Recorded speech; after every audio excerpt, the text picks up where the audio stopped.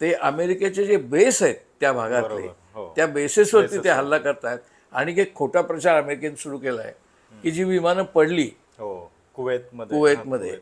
ती त्या त्यांच्या कुवेतने डिफेन्स फ्रेंडली फायरनी फ्रेंडली फायर. पडली असं ते म्हणतात. तसं नाही आहे ते. ती इराणने पाडलेली आहेत, पण त्यांना ते कबूल करता येत नाही की इराणने ती पाडली. कारण इराण एवढा प्रतिकार करू शकेल याचा त्यांना अजिबात अंदाज आला नाही. आणि त्यांचं मोसादचं एवढं इंटेलिजन्स नेटवर्क आहे, पण ते इंटेलिजन्स फेल्युअर झालं. आता ते लोक म्हणतात की मोसादच्या इंटेलिजन्सचा गवगवा खूप आहे, पण त्यांना का अंदाज आला नाही. बरोबर.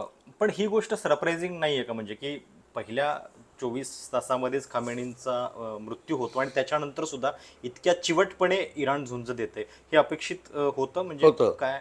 हे अपेक्षित होतं. खामेनींना मारणार हे पण अपेक्षित होतं. खामेनी 84 वर्षाचे आहेत. त्यांना त्यांच्या सिक्युरिटी स्टाफने सांगितलं की तुम्ही इकडून बाहेर पडा, आम्ही तुमची बंकरमध्ये उत्तम व्यवस्था करतो, तुम्ही एकदम सुरक्षित राहाल, तर तुम्ही इथून राहा. ते म्हणले मी हरणार नाही. त्यामुळे तुम्ही अगोदर, तुम्हाला एवढी काळजी असेल तर बाकी सगळे जे आपले इराणियन भाऊबंधू आहेत, हे जे सगळे नागरिक आहेत, त्यांची व्यवस्था करा आणि मग माझी करा.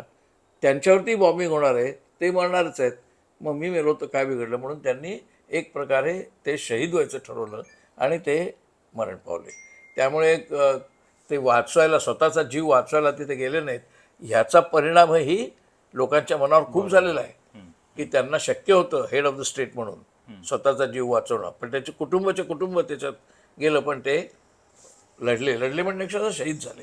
आणि त्याच्यामुळे मला असं वाटतं की हा कोणताच अंदाज त्यांना आला नाही. ते सद्दामला फाशी देऊ शकले, आसादला पळवून लावू शकले, लिबियाच्या गडाफीला ठार मारू शकले, ओसामा बिन लादेनला ठार मारू शकले. हे तू पाहशील तर 2010 ते मारतायतच माणसं अरब राष्ट्रांमधली.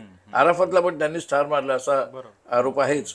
म्हणजे संपूर्ण मिडल ईस्टमधले जे लोकप्रिय किंवा सत्ताधारी नेते होते त्यांना सिस्टमॅटिकली इस्रायल आणि अमेरिकेने ठार मारले. मुख्यतः इस्रायलच्या झायोनिस्ट लॉबीने, अमेरिकेतल्या झायोनिस्ट लॉबीने.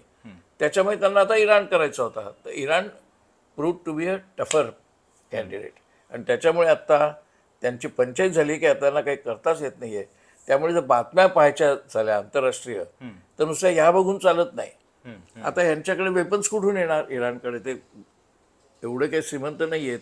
त्यांना क्वायटली रशिया आणि चीन थोडीशी शस्त्र देत आहेत, पण ती थोडीशीच आहेत. मुख्य त्यांचा जो आधार आहे तो त्यांच्याकडे असलेली मिसाईल्स आणि त्यांची जिद्द याच्यावरतीच ते लढत आहेत. वेळ पडल्यास ते रशिया आणि चीनकडनं सुद्धा मिसाईल्स घेत आहेत.